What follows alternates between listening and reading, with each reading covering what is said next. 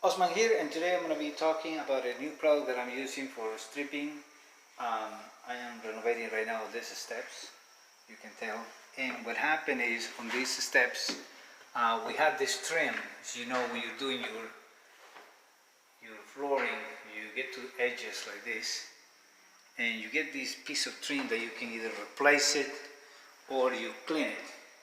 So what I'm going to do now is I'm going to use the Citrus Strip paint and varnished stripping gel.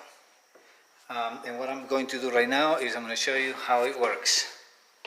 So here's our stripping gel, and I'm going to put it in a small plastic container, and I'm going to use one of these throwaway brushes, and I'm going to apply it to the piece of trim.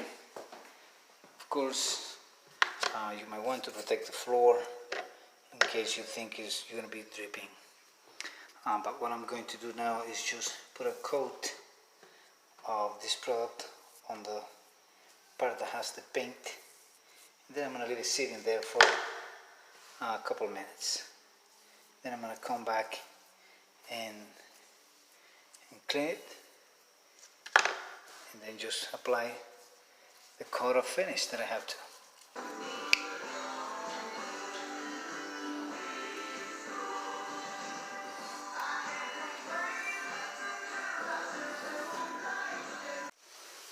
Okay, so then after you have scraped with your tool, in this case I've been using an old really sawzall blade. You don't want something too sharp because you don't want it to gouge the wood. So that's we have done that.